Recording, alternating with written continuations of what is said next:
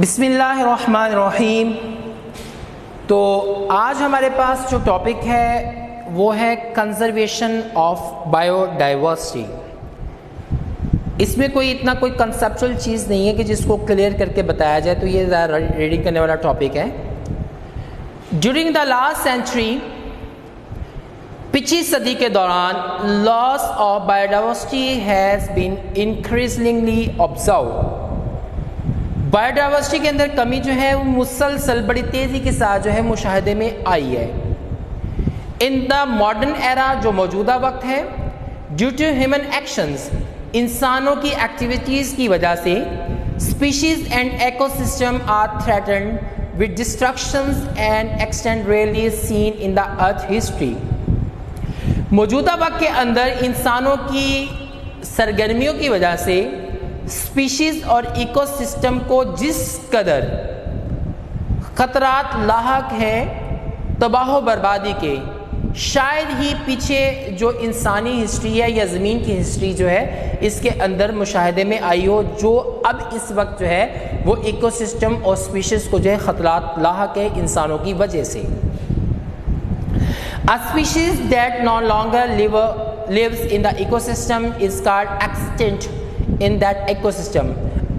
अब extinct species कौन सी होती हैं कि वो स्पीशी जो है वो इकोसिस्टम के अंदर ना रहे, यानी वो मुकम्मल तौर पर ख़त्म हो चुकी हो, उसको हम नापैद यानी एक्सटिंक्ट स्पीशीज बोलते हैं उस इकोसिस्टम की। When species of an ecosystem become extinct, जब एक इकोसिस्टम की स्पीशीज जो है वो नापेद हो जाती हैं, the stability of ecosystem is harmed. तो इकोसिस्टम की जो स्टेबिलिटी है, जो उसकी क़याम पजीरी है, उसको नुकसान पहुंचता है। Biologist warn the global ecosystem would collapse. Biologist ने इस चीज़ से आगाह किया है, वार्न किया है कि जो ग्लोबल यानी पूरी दुनिया का जो इकोसिस्टम है वो कोलैप्स हो गया है। ठीक है ना, कोलैप्स मीन जो कम होना, कोलैप्स हो जाएगा if the biodiversity continues to be reduce at the same rate. अगर इसी रेट से बायोडाइवर्सिटी जो है वो कम होती रहे, चाहे वो एनिमल्स की हो चाहे वो प्लांट्स की हो, तो ग्लोबल जो इकोसिस्टम है वो क्या हो जाएगा, तबाह बर्बाद हो जाएगा। Many plants and animal species have gone extinct इन पाकिस्तान। पाकिस्तान के अंदर जो है बहुत सारी प्लांट्स की और एनिमल्स की स्पीशीज जो है वो एक्सटिंक्ट नापैद हो चुकी हैं। Example of endangered and extinct animals species are lion, tiger, Asiatic cheetah, Indian one-horned rhinoceros, swamp deer, Indian wild ass, hungal, black buck, etc। ठीक है ना, ये चंद एक ऑर्गेनिज्म के नेम दिए हैं जो endangered भी हैं। ये आगे इसकी टर्म्स नीचे आएंगी, endangered क्या होते हैं, extinct क्या होती हैं। तो पाकिस्तान के अंदर ये वाली है, जैसे लायन है, टाइगर है, एशियाई चीता है, इंडियन एक सींग वाला जो रिनोसेरस है जो गैंडा है, स्वैम्प डियर है, इंडियन वाइल्ड एस जंगली गधा, हंगल, ब्लैक बग। ये सारी इसमें कुछ जो है एंडेंजर्ड स्पीशीज हैं और कुछ एक्सटिंक्ट हैं। उसके बाद हमारे पास है impacts of human being on biodiversity. Next topic,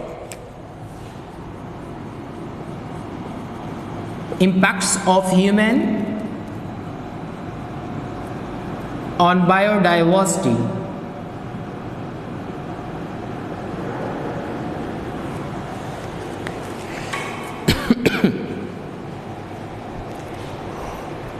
bye 10,000 years ago, 10,000 साल पहले, there were about 5 million people on the earth। ज़मीन पर 5 million people मौजूद थे, लोग मौजूद थे। With the advancement in the agriculture and industry, जैसे ही एग्रीकल्चर में और इंडस्ट्री के अंदर बेहतरी आई, इसके साथ ही human population began to grow rapidly। इंसानी पॉपुलेशन बड़ी तेज़ी के साथ जो है बढ़ी। Today around 600 million people live on the earth। आज तकरीबन 600 मिलियन लोग जो है ज़मीन पर बसते हैं। To improve the living conditions for 600 million human, 600 million लोगों को ज़िंदगी की बेहतर सहूलियात, उनमें बेहतरी लाने के लिए ज़िंदगी की सहूलियात में we are imposing serious threat to the survival और बायोडाइवर्सिटी। हम जो है वो बायोडाइवर्सिटी की सर्वाइवल के लिए ख़तरनाक किस्म का, संगीन किस्म का जो है वो थ्रेट बने हुए हैं। जो ख़तरात लिविंग स्पीशीज़ को आते हैं उसका ज़रिया जो है इंसान बन रहे हैं। हैबिट लूज, बायोडाइवर्सिटी का जो रहने का माहौल है, जो रहने की जगह है, उसमें कमी आ रही है।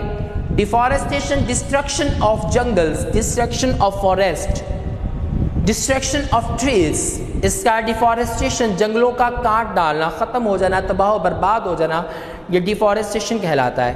ओवर हंटिंग हो रही है जिसकी वजह से बायोडाइवर्सिटी में अंदर कमी आ रही है। इंट्रोडक्शन और removal of species, pollution and climatic changes are the major causes of the species extinction. ये सारे ज़राए जो है वो बायोडाइवर्सिटी को जो है वो कम कर रहे हैं। ये बेटा नीचे दो टर्म्स आई हैं, एक एंडेंजर्ड स्पीशीज़ की है और दूसरा एक्सटिंक्ट स्पीशीज़ की है। In an ecosystem a species is called extinct when there is no doubt that the last individual of that species had died in that ecosystem. Extinct species का है जिसमें कोई शक व शुबा ना रहे कि इस स्पीशीज़ का कोई एक ऑर्गेनिज्म भी बाकी बचा हो। जब कोई भी ऑर्गेनिज्म जो है बाकी बचा ना हो और ये पूरा बिलीव हो जाए, कोई शक ना इसमें हो, तो वो स्पीशीज़ हमारे पास एक्सटिंक्ट स्पीशीज़ कहलाती है। A species is called endangered when it is at the risk of extinction in the near future. और स्पीशीज़ जो है वो endangered कहलाती है उस वक्त जब ये इस चीज़ पर हमें बिलीव हो कि नेक्स्ट आने वाले दौर के अंदर उस स्पीशीज़ के ऑर्गेनिज्म जो है वो नापैद हो जाएंगे, यानी नापैद के ख़तरे से दो चार हो, ये ख़तरा लाहक हो कि नेक्स्ट आने वाले वक्त के अंदर इसकी स्पीशीज़ बाकी नहीं रहेंगी, तो वो हमारे पास क्या कहलाती हैं? एंडेंजर्ड स्पीशीज़ कहलाती हैं। More than 2,60,000 people are added to the world population each day.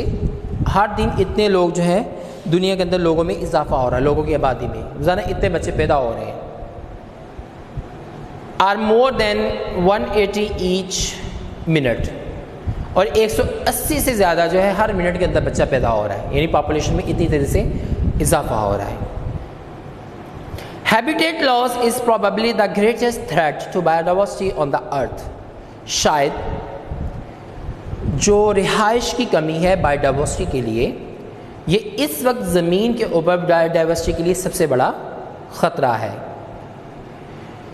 Eucalyptus plant were imported from Australia and introduced in Pakistan. Eucalyptus plant जो है ये ऑस्ट्रेलिया से इसे लाया गया है और पाकिस्तान में इंट्रोड्यूस करवाया गया है। ये पाकिस्तानी पौधा नहीं है, ये ऑस्ट्रेलिया का है। These plants consumes more water and have disturbed the water table. ये पौधे जो है बहुत ज़्यादा पानी को जो है वो यूज़ करते हैं, जिसकी वजह से ज़मीनी जो पानी का लेवल है वो डिस्टर्ब होता है। इट हार्म्स अगर छोटे छोटे पौधे जो है वो सफ़ेदे के पौधे के करीब लगाए जाएं तो वो पौधे ग्रो नहीं करते। इस वजह जहाँ पर सफ़ेद के पौधे लगे होते हैं वहाँ पर दूसरे पौधों को लगाया नहीं जाता, क्योंकि ये इतना ज़्यादा पानी यही एब्जॉर्ब करते हैं, दूसरे प्लांट्स को जो है वो पानी एब्जॉर्ब ज़्यादा नहीं कर पाते, जिसकी वजह से वो सही तरीके से ग्रो नहीं कर पाते। सी स्टारफिश ईट मसल्स। ये छोटे छोटे लिविंग ऑर्गेनिज्म होते हैं समंदर के अंदर, जिन्हें मसल्स कहा जाता है। सी स्टार जो मसल्स खाते हैं। If sea star are remove from a region in ocean, अगर समुद्र के एक हिस्से में से सी स्टार को जो है वो रिमूव कर दिया जाए, निकाल दिया जाए, mussels rapidly increase in the number, mussel बड़ी तेज़ी के साथ उनकी तादाद में इजाफा होगा। Large number of mussels prey on the small animals, बहुत ज़्यादा तादाद में अगर मसल्स की तादाद बढ़ गई तो वो छोटे छोटे दीगर एनिमल जो समुद्रों में पाए जाते हैं, पानी में पाए, उनको मार खा जाएंगे। And become dangerous from there existence, तो दूसरे ऑर्गेनिज्म जो है उनको अपने वजूद को बरकरार रखना मुश्किल हो जाएगा। The race to produce cash throw fruit species, sugar, tobacco, soap, rubber paper and cloth has stimulated many to get them by using soil and by destroying the forest. इसमें कोई इतनी खास बात नहीं जो इसलिए बताई जाए.